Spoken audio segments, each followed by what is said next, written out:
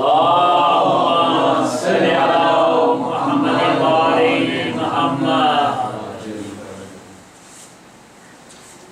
بھائی بھائی پکارتی رہی میں، پھر بھی خنجر نہیں رکا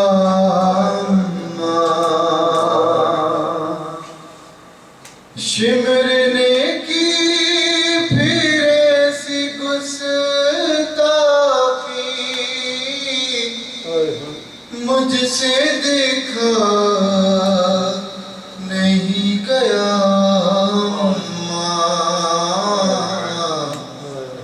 بھائی بھائی تم جو زلفیں سوار کرتی تھی انہی زلفوں میں ہاتھ پھانس کا جہاں بوسے دیے تھے نانا نے اسی گردن سے خون ٹپکتا تھا سر شبیر یوں اٹھائے ہوئے شمر خیمے تھکا گیا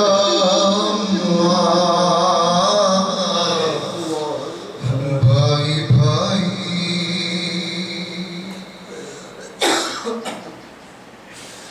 دیکھ کر مجھے خوبین کرتے ہوئے شمر ہر بار مسکراتا رہا میری نظروں کے سامنے ظالم وار گن کر چھری چلاتا رہا تیرا ضرب تھی کند خنجر کا اور شبیر کا گلا بھائی بھائی پکارتی رہی میں شمر خنجر نہیں رکا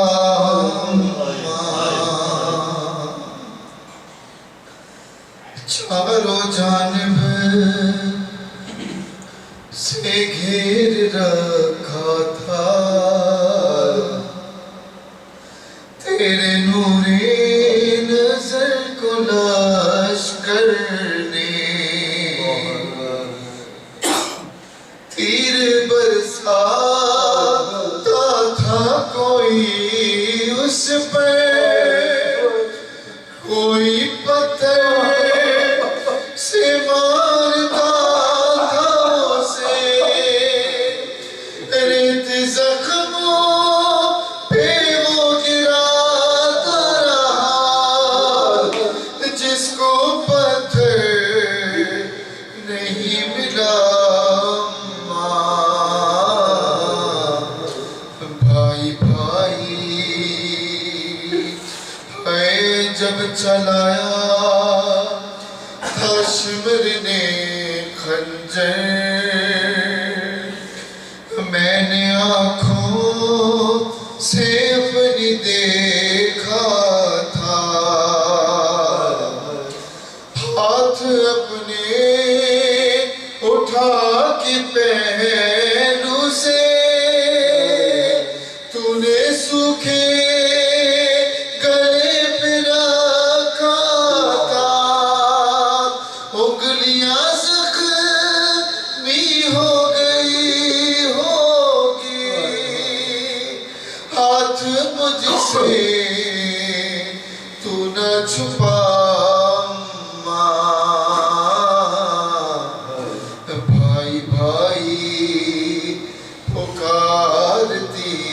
رہی میں پھر بھی خنجر نہیں رکا ماں.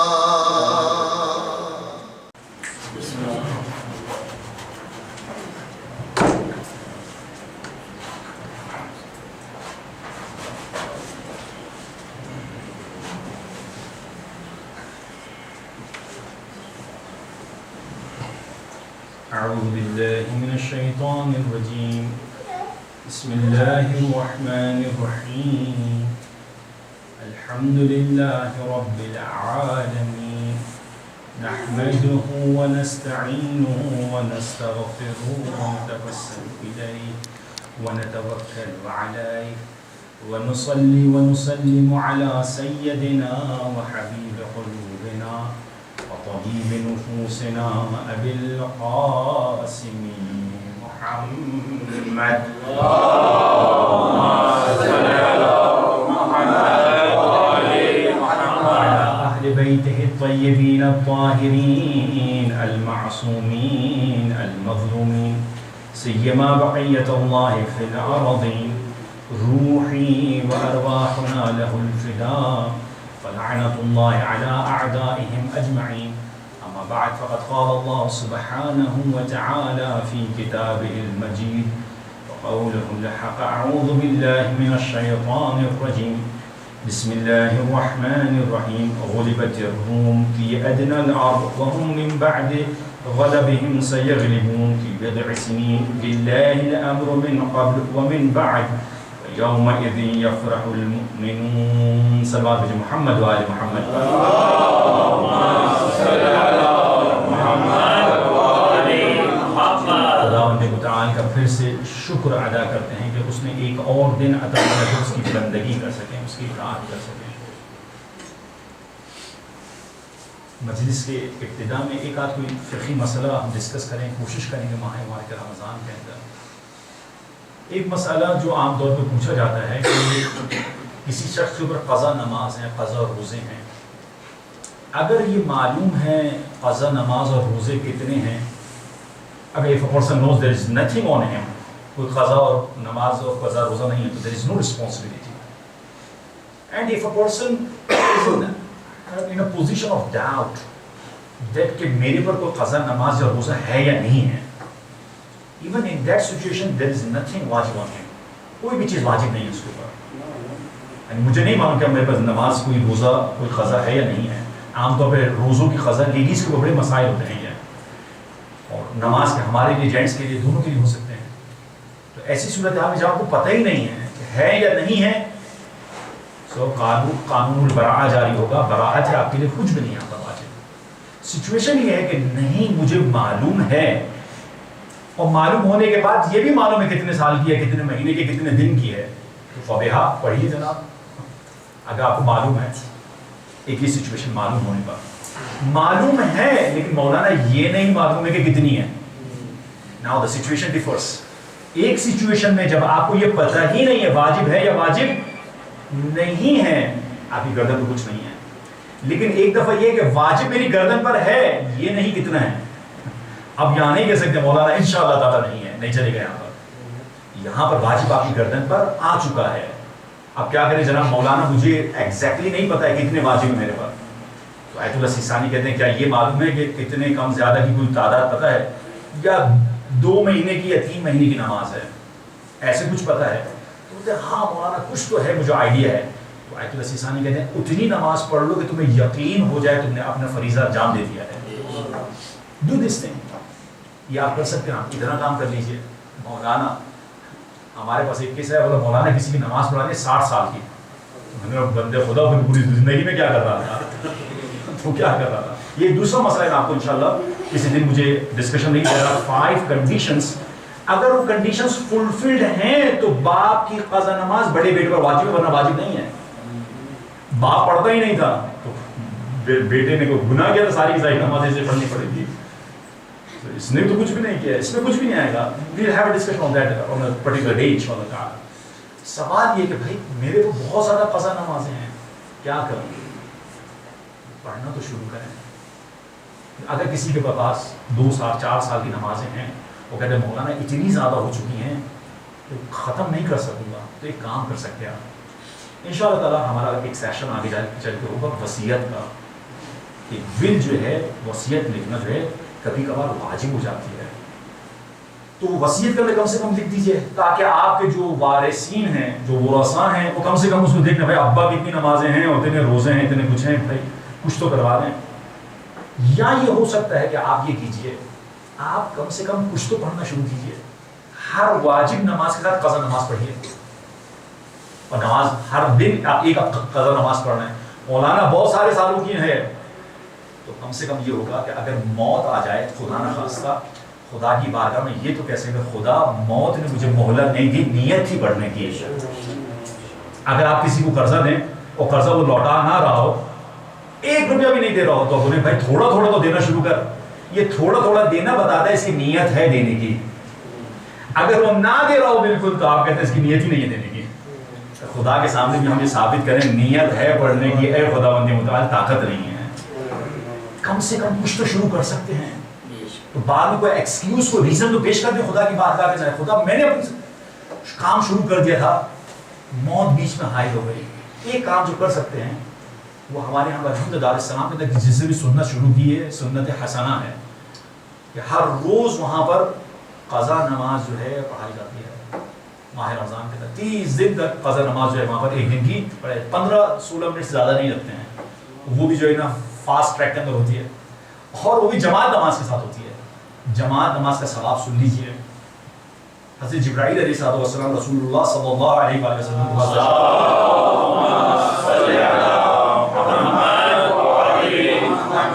حضرت جبرائیل کہتے ہیں علیہ السلام، فرماتے ہیں کہ یا رسول اللہ، خداوند متعال نے ایک چیز جو آپ کی امت کو عطا کی ہے، جس کی وجہ سے میں رش کرتا ہوں کہ اے کاش اس دنیا میں ہوتا ہے، وہ جماعت نماز ہے۔ اور ثواب بتانا شروع کرتے ہیں کہ اگر ایک شخص نماز پڑھ رہا ہے تو فرادہ کا ثواب ملے گا، 2 شخص ہو جائیں، جماعت کے کتنے شخص ہو جائیں، 2 شخص ہو جائیں، تو ہر رکعت کا ثواب 150 ٹائمز ہے، 150 ٹائمز ہر رکعت کا، نماز کا نہیں، ہر رکعت کا۔ 4 رکعت ہو گئی تو کیا ہو گیا جناب، 600۔ تو اگر یہ تیسرا شخص جوائن کر لے تو اب جو ثواب ہو جائے گا 300 ٹائمز، چوتھا ہو جائے تو اب کتنا ہو جائے گا 600، گو آن یا 600، 1200، 2400، 4800، 9600، ایسے جاتا چل جائے گا۔ حضرت جبرائیل کہتے ہیں جب یہ 10واں شخص جماعت میں آ جائے گا، 10 افراد جماعت نماز میں آ گئے، تو جبرائیل علیہ السلام کہتے ہیں کہ اس ثواب، اس جماعت نماز کا ثواب، اس ایک رکعت کا ثواب، اگر تمام جن و انس لکھنے والے بن جائیں، تمام جتنے درخت ہیں وہ قلم بن جائیں، اور تمام سمندر سیاہی بن جائیں، اس کی ایک رکعت ثواب کو نہیں لکھ سکتے ہیں۔ مولانا یہ والا فارمولا میں آپ بتا دیں، بزنس کا ابھی جا کے میں ڈیل فائنل کر کے آتا ہوں، مجھے وہاں سب سمجھ میں آ رہا ہوتا ہے، مجھے سمجھ یہاں نہیں آ رہا ہوتا ہے۔ یہاں ادھار کا معاملہ ہے نا، معاملہ ادھار کے دکھنے میں نظر نہیں آ رہا ہے، مشکل یہ ہے ایمان واقعتاً ہے یا ایمان نہیں ہے، واقعاً کچھ شخص مس کرنا چاہے گا اس ثواب کو۔ تو ایک یہ ہے کہ آپ کے پاس وقت ہوتا ہے، کچھ ہوتا ہے، ایک سنت آپ یہاں پر آپ شروع کر سکتے ہیں، قضا نماز کی ایک سنت جو ہے شروع کی جا سکتی ہے۔ ایک سوال ہے محمد و آل محمد، اللهم صل على محمد۔ Sorry, for qaza namaz, you can give hadiah to someone to. It's a good question. Even before leaving actually Dar es Salaam, the question came that can you give sawab of qaza namaz to someone? So there is a fatwa of Ayatul Sistani on that. Not only qaza or mustahab, anything, all the wajibat. If you want to give the sawab of it to anyone, you can do this. More than 1%. آپ مجلس میں بیٹھے ہیں، اس کا ثواب کسی کو دینا چاہتے ہیں دے دیجئے۔ آپ کی جو واجب نماز مغرب عشاء کی پڑھی تھی وہ آپ کے لیے کاؤنٹ ہوگی، لیکن ثواب دینا چاہتے ہیں اپنے ماں باپ کو، دے سکتے ہیں آپ۔ خدا بندے کا چوریوں نہیں ہے، کنجوس نہیں ہے، خدا بہانہ ڈھونڈتا ہے، اے بندے خدا تو نیت کر لے، دینے والا وہ ہے، تجھے نیت کی بھی توفیق نہیں ہو رہی ہے۔ چاہتا کیا خدا بندے، چاہتا ہے اپنے دل کو جو ہے کیا کرو تم کشادہ کرو، بڑا دوسروں کے لیے جگہ بناؤ، دوسروں کو یاد کرو، وہ تو دے سکتا تھا۔ تو تو یہ واجب ایکٹ کو بھی آپ شامل کر سکتے ہیں، لیکن اس کے اندر ایک کنفیوژن نہ رہے، مولانا میں نے واجب نماز پڑھ دی اور 10 کو شامل کر دیا، ان کو نماز پڑھنے کی ضرورت نہیں ہے، نہیں ایسا نہیں ہوگا. واجبات ان کو اپنے انجام دینے ہوں گے، ثواب میں شریک کر سکتے ہیں. آپ حج کر رہے ہیں، واجب آپ کے اوپر حج ہے، اس پہ ثواب میں دوسروں کو شریک کرنا چاہتے ہیں، ابھی ہاں زندہ کے لیے زندہ کو بھی کر سکتے ہیں. آئمہ کو شامل کرنا چاہتے ہیں، آئمہ کو شامل کر لیجیے، ثواب میں آپ شامل کر سکتے ہیں. خداوند متعال عطا کرنے والا ہے، میرے اندر اتنی کیپیسٹی ہو، وہ عطا کرنے والی جو دے رہا ہے اس ہاتھ سے کسی اور تک بھی پہنچا دوں میں، یہ کیپیسٹی میرے پاس. ایک سوال ہے محمد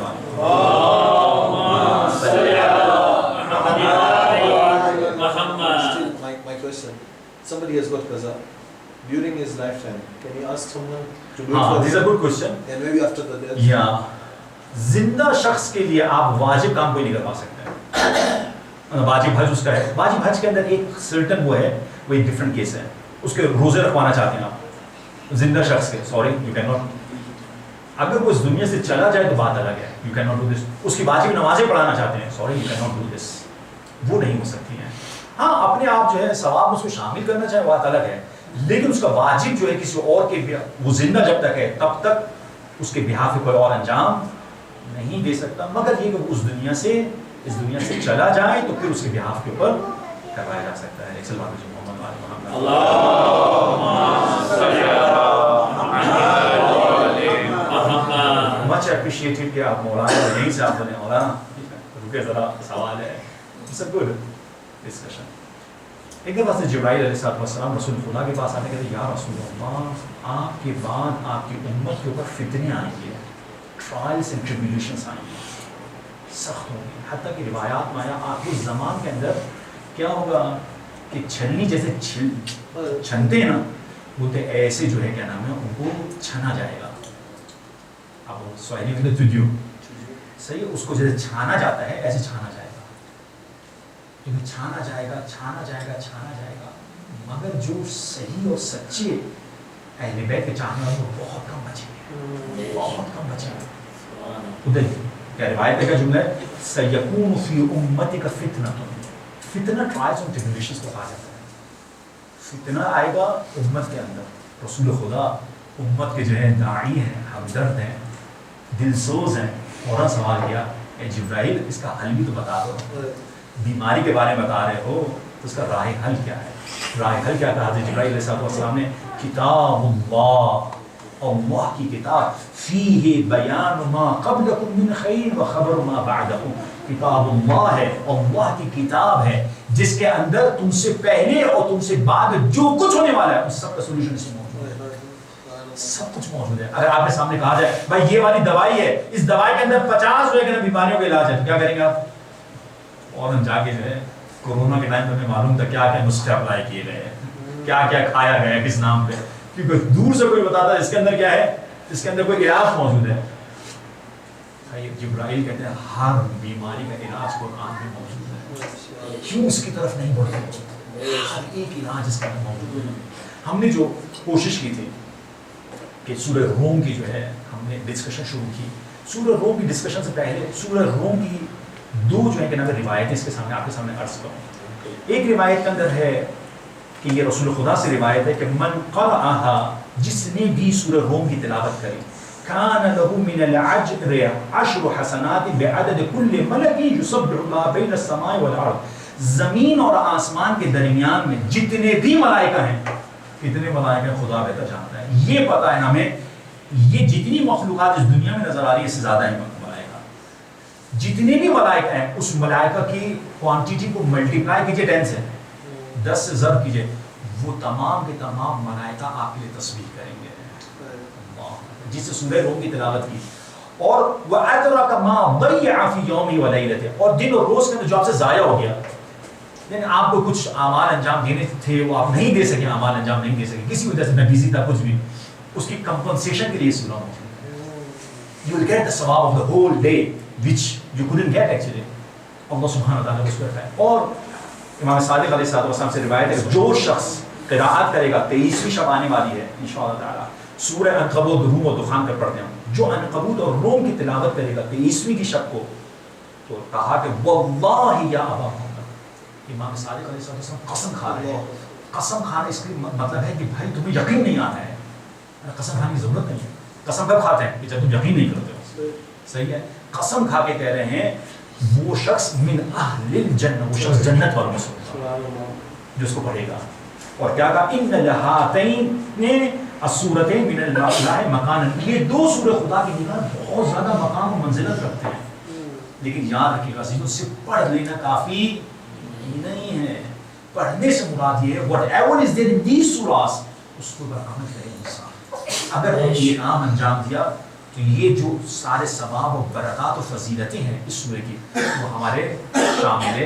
ایک صلوات بھیجیں محمد والے اللہم صلی علی محمد.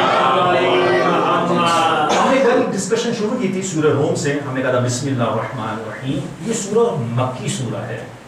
یعنی مکی سورہ کا مطلب کیا کہ رسول خدا کی ہجرت ابھی نہیں ہوئی ہے. یہ وہ سورہ ہے کہ جو مکہ کے لوگوں کے لیے نازل اور اس وقت کے لوگوں کے لیے.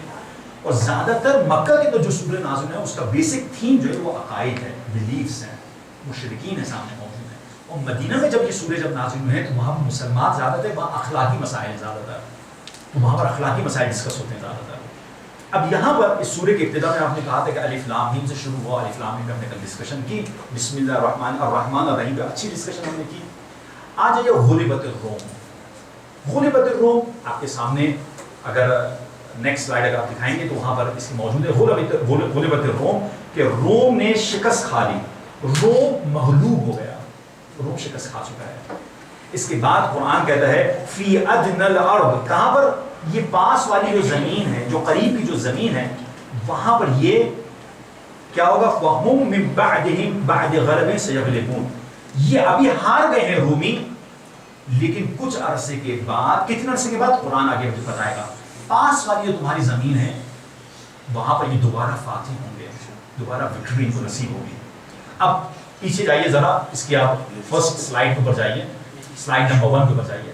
سلائیڈ نمبر 1 کے اوپر میں آپ کو کچھ بیک گراؤنڈ بتانا چاہتا ہوں. ذرا آپ دیکھ سکتے ہیں اس بیک گراؤنڈ کو، ہسٹوریکل بیک گراؤنڈ ہے کیا اس کا، روم کا.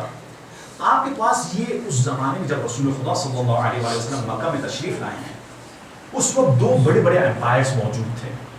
ایک مشرق کی جانب، ایک مغرب جانب، ایسٹ اور ویسٹ کی جانب. ایسٹرن سائڈ کے اوپر پرشین امپائر تھا اور ویسٹرن سائڈ کے اوپر رومن امپائر تھا. یہ بڑی بڑی طاقتیں تھیں جو آپس میں کھٹ پٹ چلتی رہتی تھی. ایک دوسرے کو جو ہے علاقے کو جو قبضہ کر رہا ہے دوسرے علاقے قبضہ کر رہا ہے. جیسے آپ کے سامنے آپ کو 1990s تک آپ کو معلوم ہوگا دو پاورز بڑی تھیں آپ کے پاس اس دنیا کے اندر، یا سوویت یونین تھی یا یو ایس تھا. تھرڈ کوئی سپر پاور آپ کو نظر نہیں آتی تھی کہ کوئی اور بھی سامنے موجود ہے، تو وہ ایک دوسرے پر حملہ کرتے رہتے تھے. تو ان کا یہ تھا.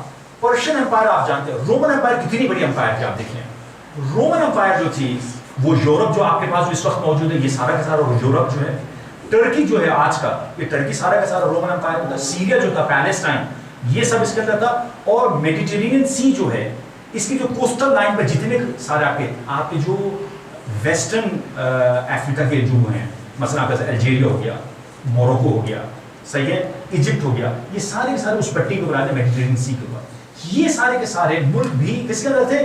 رومن امپائر کے اندر تھے. رومن امپائر بہت بڑی امپائر تھے. ان کے درمیان میں پچھلے 100 سال سے جنگ چل رہی تھی رسول خدا کے آنے سے پہلے.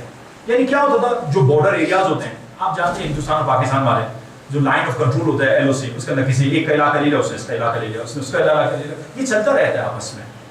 لیکن بہت زیادہ نہیں جا رہی تھی. لیکن ایک وقت آیا 100 سال کے بعد 602 AD، ابھی کون سا چل رہا ہے سال؟ ابھی چل رہا ہے 2024. 602 AD کے اندر فارملی ان کی وار سٹارٹ ہوئی. اس سے پہلے چھوٹی موٹی کھٹ پٹ چل رہی تھی، لیکن 602 AD کے اندر سٹارٹ ہوتے جب رسول خدا کی عمر کتنی ہے؟ 31 ایئرس ہو گئے. کیا اعلان رسالت ابھی کیا ہے؟ ابھی اعلان رسالت نہیں کیا. ابھی کہاں موجود ہے؟ یہ مکہ کے اندر موجود ہے. 40 سال کی عمر ہے، رسول خدا اعلان رسالت کریں گے. اب یہ جنگ شروع ہو چکے ہیں کے درمیان میں. 614 AD 12 سال کے بعد کیا ہوتا ہے؟ خسرو پرویز کے جو رولر تھا کس کا؟ پرشین امپائر کا. یہ وہی شخص ہے جس کو رسول خدا نے خط لکھ کے بھیجا تھا، دعوت دی تھی دین اسلام کی. اب 614 AD کے اندر کیا ہو چکا ہے؟ دین اسلام کے اعلان رسالت ہو چکا ہے، کیونکہ 31 ایئرس کے تھے 602 کے اندر. تو اس کا مطلب 9 سال کے بعد یعنی 611 ہجرہ کے اندر اعلان رسالت ہو چکا ہے. اس کے بعد رسول اللہ نے لیٹرز لکھنا شروع کیے. لیٹرز کس کو لکھے ہیں؟ خسرو پرویز کو لکھا ہے, اور اسی طریقے سے رومن امپائر کو بھی لکھا ہے. رومن امپائر نے کیا کیا, اس نے خط رسول اللہ کا لے کے چوما, لیکن جب خسرو پرویز کے پاس گیا تاریخ کہتے کہ اس نے اٹھا کر اسے پھاڑ دیا. اب اس کے بعد ہوا کیا, خسرو پرویز اس سال تو کیا ہوا, اس سال اس نے حملہ کیا رومن امپائر کے اوپر, اور ایک بڑا ایریا جو تھا رومن امپائر کا, اچھا رومن امپائر کیا تھی, یہ کرسچنس ہے, صحیح ہے, اہل کتاب کرسچن تھے, ان کا بڑا ایریا اپنے قبضے میں لے لیا. کون کون سے ایریا, حتیٰ کہ پیلسٹائن جو تھا, جو کرسچینٹی کا ہب ہے, وہ بھی کسی کنٹرول میں آ گیا ہے, وہ پرشین امپائر کے کنٹرول میں آ گیا. حتیٰ کہ جو سلیب, جو کراس جو تھا جس کے اوپر ان کا بلیف تھا کرسچنس میں, حضرت عیسیٰ علیہ السلام کروسیفائڈ کیا گیا تھا, وہ بھی اٹھا کر لے گئے, اور کتنے چرچز کو انہوں نے جلا دیا. یہ سب کچھ چل رہا ہے. یہ کون سا ہے, 614 کے اندر یہ ہوا ہے. اسی سال 600, اسی سال ایک سال کے بعد 615 AD کو پہلی ہجرت ہوتی ہے ایبیسینیا حبشہ کی جانب. مسلمان جو ہے حضرت جعفر طیار کے ساتھ مسلمان ہجرت کرتے ہیں. یہ ہجرت کرتے ہیں اور جاتے ہیں کہاں پر, نجاشی کے پاس. ایبیسینیا, نجاشی کون ہے, کرسچن ہے. یہ وہ ٹائم ہے کہ یہاں پر یہ آیتیں نازل ہو رہی ہیں. یہ گاٹ دا آئیڈیا کہ پیچھے آئیڈیا کیا تھا, وہ کیا رہا تھا. اب جب یہ آئیڈیا یہ آیتیں نازل ہوئی ہیں, غلبت روم, روم ہار گیا. آپ کہیں گے یہ کوئی ایسی کوئی نیوز نہیں ہے کہ جس کے اندر جو ہے کوئی میریکل ہو, سب کو معلوم ہے. اگر سورس خالی قرآن ہوتا تو آپ کہتے ہیں میریکل ہے, نہیں, دوسرے لوگوں کے ذریعے سے نیوز پہنچ چکی تھی. لیکن اس کے بعد قرآن نے کیا کہا, قرآن نے کہا کہ کچھ عرصے کے بعد, یعنی please go to the next slide, next to next, وہاں پر خدا نے متعال کہہ رہا ہے کہ کچھ عرصے کے بعد وہ فی ادنی الارض, پاس والی جو زمین ہے, ادنا دنیا, دنوف نزدیک کو کہتے ہیں. یہ پاس والی جو زمین ہے, پاس والی زمین سے مراد مکے کے پاس جو زمین تھی اس کو کہا جاتا ہے شام. شام کے اندر کیا ہوگا کہ جو یہ رومن امپائر جو ہارے ہیں یہ دوبارہ سے غلبہ حاصل کریں گے, دوبارہ سے کامیاب ہوں گے. اس وقت تک کسی کے ذہن و گمان میں بھی نہیں تھا کہ یہ ایسا ہو بھی سکتا ہے. فی بضع سنین, فی بضع سنین اس کی اگلی آیت ہے, چند سالوں کے اندر. بضع کہتے ہیں 3 سے لے کر 9 سال یا 10 سال تک. بضع اہل بیت کے چاہنے والے کیسے نہیں جان سکتے ہیں, فاطمہ تو بضعۃ منی, بضعۃ یا بضعۃ منی, فاطمہ میرا ٹکڑا ہے. یہ ٹکڑے کے لیے جو لفظ استعمال کیا جاتا ہے وہ بضع استعمال کیا جاتا ہے, زمان کے لیے بھی استعمال کیا جاتا ہے. قرآن نے کہا کہ کچھ عرصے کے اندر 3 سے 9 سال کے درمیان میں یہ دوبارہ سے کامیاب ہوں گے. میں ہسٹری پڑھ رہا تھا, اگر آپ کو کسی کو شوق ہو, جو اردو جانتے ہو, انگلش میں بھی ٹرانسلیشن موجود ہے, تفہیم القرآن, علامہ مودودی کی جا کے پڑھیے گا. اسی آیت کے اندر میں ان ڈیپتھ انہوں نے ڈسکشن کیا ہے. یعنی تقریباً 9 سال کے بعد جب یہ واقعہ آیا ہے, 9 سال کے بعد رومن امپائر جیت گیا.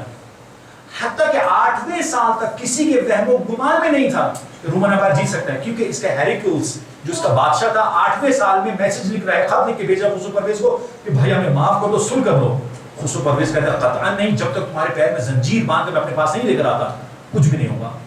اس کے نیکسٹ ایئر کیا ہوتا ہے, 9ویں سال, پیچھے سے کیسپین سی کے پیچھے سے جا کر ہرکیولس جا کے حملہ کرتا ہے, وار جیت جاتا ہے. آپ کہیں مولانا یہ ساری کے سارے ہم جو پریڈکشن جو ہمیں اکنامکس کو جو ہوتے ہیں وہ بھی تو دے رہے ہوتے ہیں, لیکن ان کی جو پریڈکشنز ہوتی ہیں, جو یہ یہاں پر علم الغیب ہے, there is a huge difference. وہ اگر کوئی پریڈکشنز دیتے ہیں اکنامکس تو ان کے پیچھے کوئی ڈیٹا ہوتا ہے. سو ڈیٹا کی بیس کے اوپر وہ بتاتے ہیں کہ دیکھو ایسا ٹرینڈ جا رہا ہے, اس کی بیس کے اوپر یہاں پر جو ہے ریسیشن آنے والا ہے, ریسیشن نہیں آنے والا ہے. یہاں پر کوئی بھی ٹرینڈ موجود نہیں ہے. یہ بہت بڑا اعلان ہے. کیوں؟ یہ سارے کے سارے کفار تو بیٹھے ہوئے ہیں, رسول خدا نے بڑی بات کر دی, اب ذرا دیکھتے ہیں ان کو جھٹلاتے ہیں.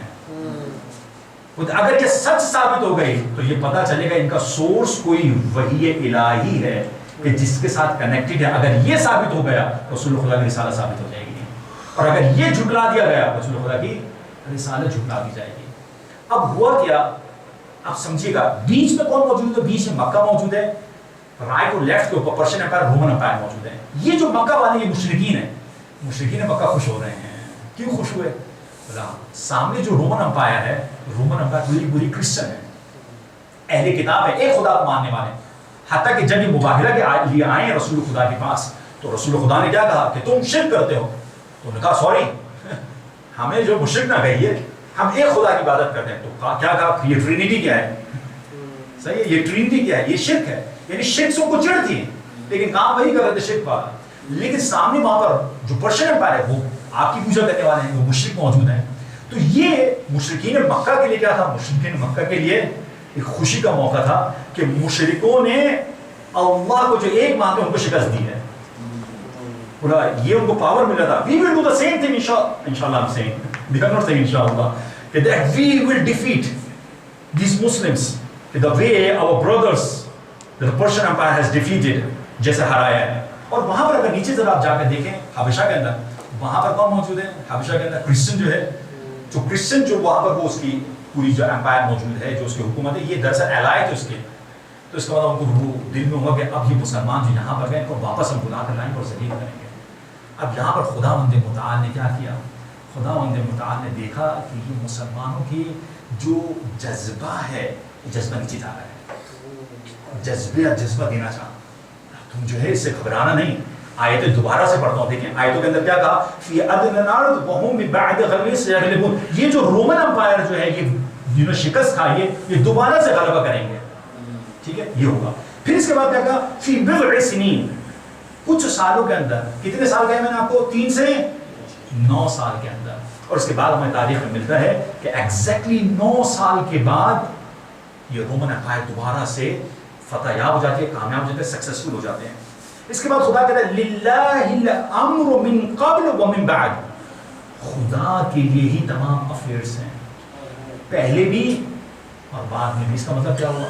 بولے یہ جیتا آج، وہ کل ہارا، کل وہ جیتے گا، یہ ہارے گا. یہ آتے رہیں گے، جاتے رہیں گے، تمام کی تمام طاقت خدا کے ہاتھ میں ہے.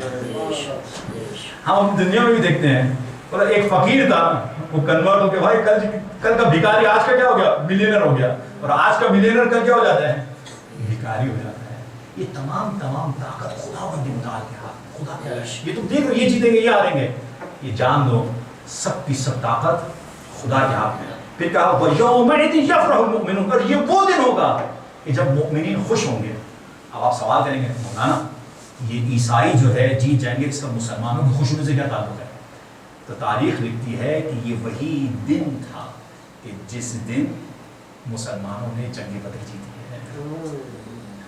جنگ بدر جیتی تھی 17 ماہ مبارک رمضان. کل کا ہی دن ہوگا کہ ماہ مبارک رمضان میں جنگ بدر جس دن ون کی ہے، اور یہ وہی دن آیا. اس کے بعد خدا کہتا ہے بنصر اللہ. یہ کس کی مدد سے ہوگا؟ یہ کس کی مدد سے ہوگا؟ یہ خدا کی مدد سے ہوگا.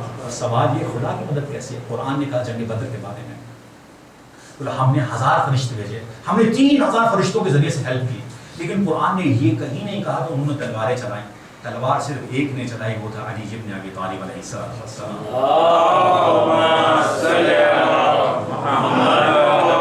خدا علی کی تلوار کو اپنی مدد کہہ کے پکار رہا ہے. بنصر اللہ ہے کہ خدا کی مدد سے ینصر من یشاء. خدا جس کی جو مدد کرنا چاہتا ہے. عجیب ہے، یعنی علی کا ہاتھ خدا کا ہاتھ بن گیا. عجب ہے.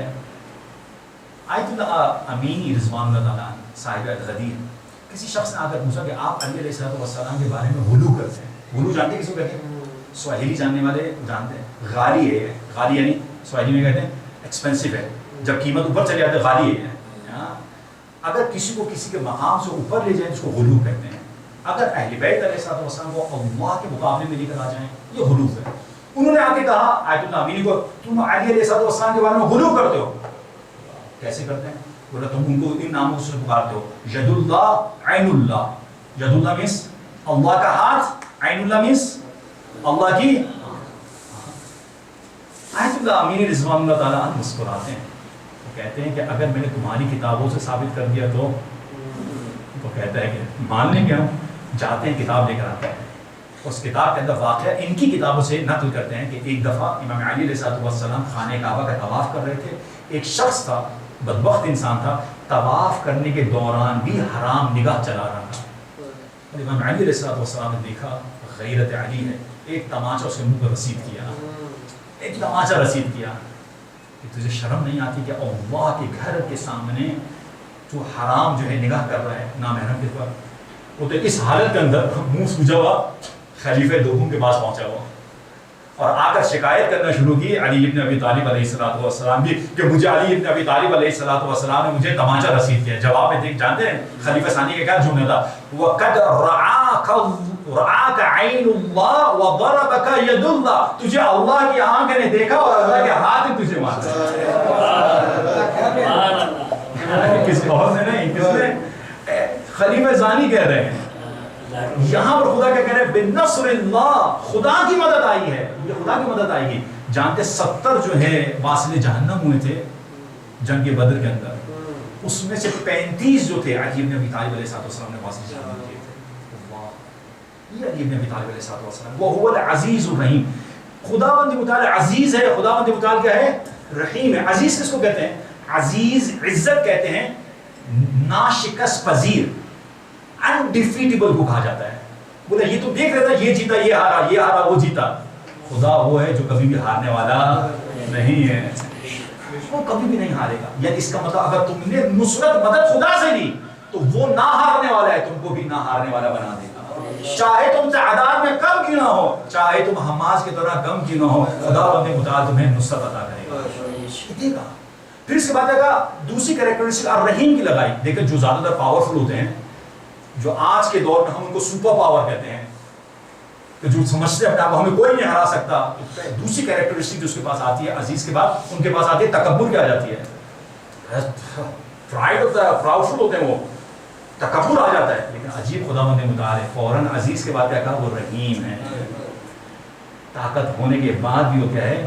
رحیم ہے. ایک چیز یہاں سے میں آپ کو بار بار یہی کیوں کہہ رہا ہوں, میں قرآن کی آیتوں کو سامنے رکھیں آئینے کی طرح. بھائی یہ تو آپ نے ہسٹری بتا دی مولانا, ہسٹری کے بعد اب میں اس سے میں کیا لوں اپنے لیے, کیا نتیجہ لوں؟ اب اس کو کہتے ہیں کنٹمپلیشن, اس کو کہتے ہیں تدبر کریں.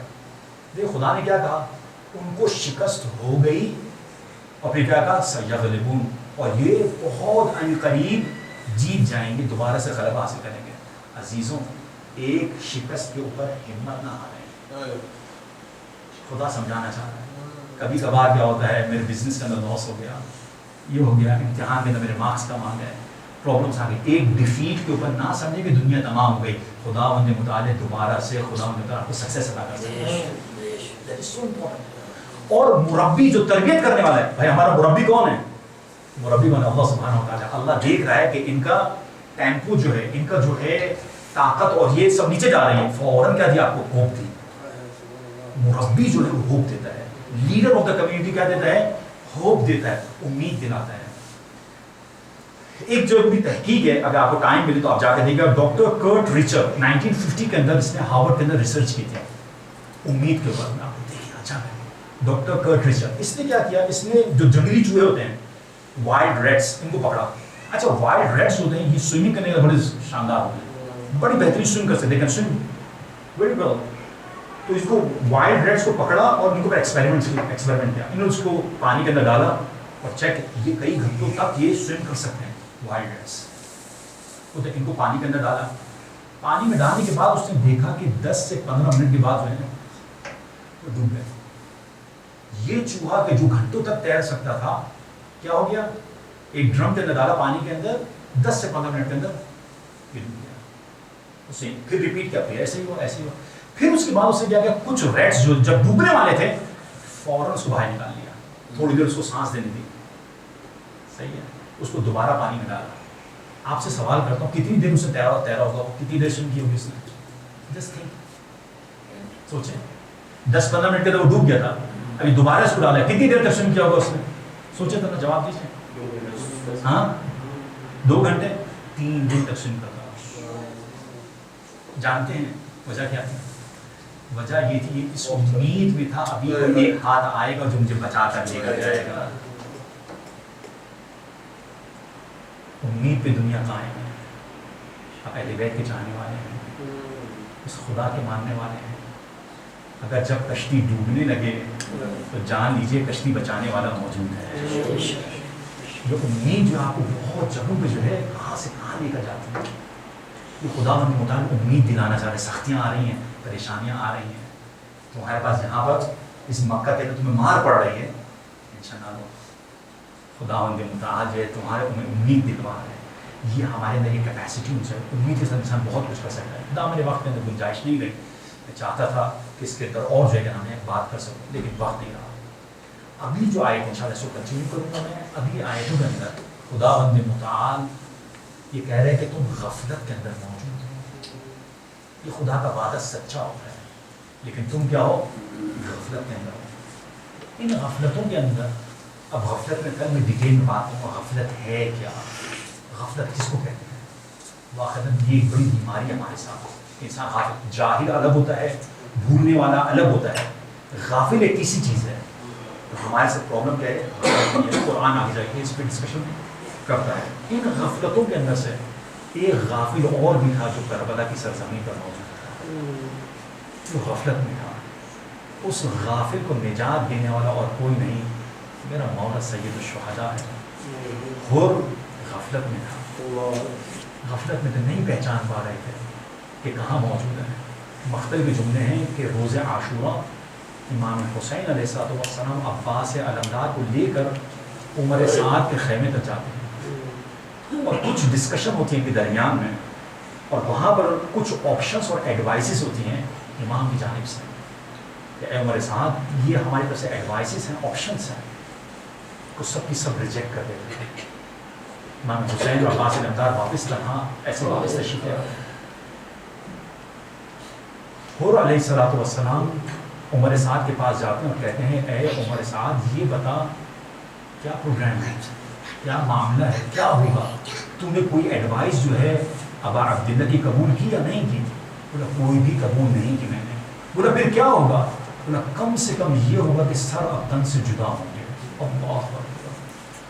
تو یہ موقع تھا کہ حور علیہ السلام حور نے دیکھا کہ جو میں نے کام کیا ہے وہ کام درست نہیں کیا, کیونکہ میری وجہ سے حسین کے خیموں سے بچوں کے العطش کی صدائیں بلند ہیں.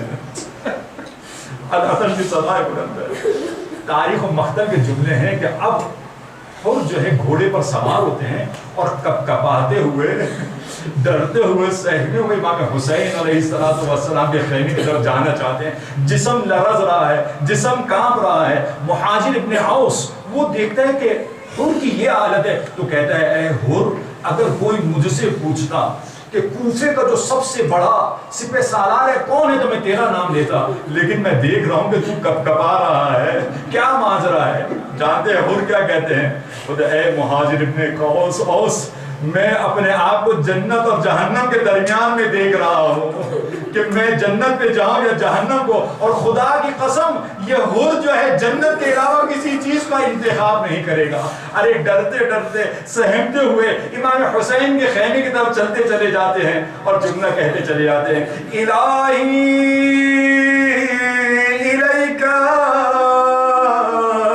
انبت فتب علی, اے خدا میں تیری بارگاہ میں آ رہا ہوں, میری توبہ کو قبول فرما, حور کی توبہ کو قبول فرما اے خداوند متعال. فإنی وقد رعبت قلوب اولیاء واولاد بنت نبی, اے خداوند متعال میں نے تیرے اولیاء کے بچے کے دلوں کو سہما دیا, ڈرا دیا. اے خداوند متعال اس حالت میں تیری بارگاہ میں آ رہا ہوں. میں کہوں گا اے خداوند متعال اگر تو حور کی توبہ کو قبول کر سکتا ہے تو میرے بھی گناہوں کو تو معاف کر دے. ارے میں نے تیرے اولیاء کے اوپر پانی تو بند نہ کیا, العطش کی صدائیں تو بلند نہ کروائے. اے خدا جب حور کے لیے معافی ہے تو اس گناہگار کے لیے کیا معافی نہیں ہے؟ ارے ماہ مبارک رمضان میں اے خداوند متعال تو مجھے اگر معاف نہ کرے گا تو کوئی اور مجھے معاف کرے گا. ارے حور آہستہ آہستہ امام حسین کی خدمت میں آتے ہیں. جملے ہیں مقتل کے, امام حسین کے پاس کس حال میں آتے ہیں نہیں معلوم, لیکن ایک جملہ ہے جو امام حسین کہتے ہیں ارفع راسک یا شیخ, اے حور اپنے سر کو بلند کرو. یعنی مولا کہنا چاہتے ہیں جب تک ہمارے پاس نہ آئے تو سر جھکا ہوا تھا, اب جب آ چکے ہو تو سر بلند ہونا چاہیے. ارے حور کا سر کیوں جھکا ہوا نہ ہو؟ آ کر کہتے ہیں حل لی من توبہ, اے مولا کیا میرے لیے بھی کوئی توبہ ہے؟ ارے حسین مظلوم کہتے ہیں اے حور میں نے بھی تجھے معاف کیا اور میرے خدا نے بھی تجھے معاف کیا. یہ سننا تھا. مقتل کے جملے کوئی خطابت نہیں ہے. حور اٹھتے ہیں اور بیوی کے خیموں کے سامنے جا کر